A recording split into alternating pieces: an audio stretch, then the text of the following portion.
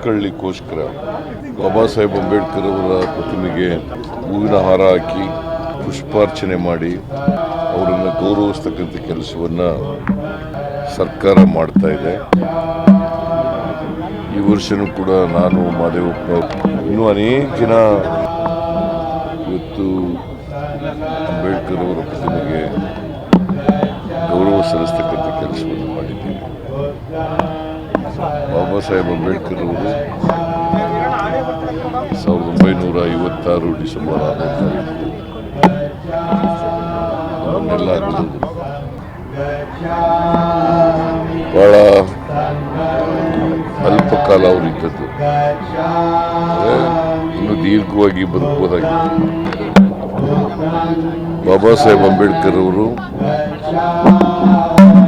ಈ ದೇಶಕ್ಕೆ ಬೇಕಾದಂಥ ಮತ್ತು ನಮ್ಮ ಸಾಮಾಜಿಕ ಬದುಕಿಗೆ ಅಗತ್ಯವಾದಂಥ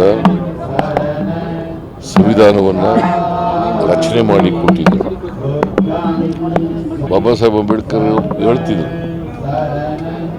ಒಂದು ಸಂವಿಧಾನ ಅದರ ಶ್ರೇಷ್ಠತೆ ಗೊತ್ತಾಗಬೇಕಾದ್ರೆ ಅದು ಒಳ್ಳೆಯವ್ರ ಕೈಲಿ ಅನುಷ್ಠಾನ ಆದಾಗ ಮಾತ್ರ ಸಂವಿಧಾನದ ಶ್ರೇಷ್ಠತೆ ಗೊತ್ತಾಗ್ತದೆ. ಕೆಟ್ಟವ್ರ ಕೈನಲ್ಲಿದ್ದರೆ ಕೆಟ್ಟದಾಗ್ಬಿಡ್ತದೆ. ಇದನ್ನು ಬಹಳ ಸ್ಪಷ್ಟವಾಗಿ ಹೇಳ್ತಾ ಇದ್ರು.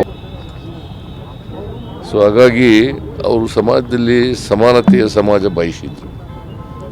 ಎಲ್ರಿಗೂ ಸಮಾನ ಅವಕಾಶಗಳು ಸಿಕ್ಕಬೇಕು, ಸಮಾನತೆಯ ಸಮಾಜ ನಿರ್ಮಾಣ ಆಗಬೇಕು ಅಂತಕ್ಕಂಥದ್ದನ್ನು ಭಾಳ ಸ್ಪಷ್ಟವಾಗಿ ಮಾಡಿದರು. ನಮ್ಮ ಸಂವಿಧಾನನೂ ಕೂಡ ಅದನ್ನೇ ಹೇಳೋದು. ಅದಕ್ಕೆ ಬಸವಣ್ಣವ್ರ ಹತ್ರ, ಬುದ್ಧನ ಹತ್ರ ಈ ದೇಶದಲ್ಲಿ ಸಮಾನತೆಗೆ ಹೋರಾಟ ಮಾಡಿದಂಥವ್ರು ಬಾಬಾ ಸಾಹೇಬ್ ಅಂಬೇಡ್ಕರ್.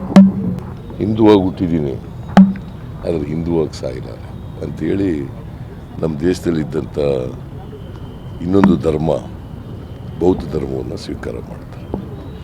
ಸ್ವೀಕಾರ ಮಾಡಿ ಭಾಳ ದಿನಗಳ ಕಾಲ ಇರಲಿಲ್ಲ. ಅವರು 1956 ಡಿಸೆಂಬರ್ 6 ನಮ್ಮನ್ನೆಲ್ಲ ಇದ್ದಾರೆ.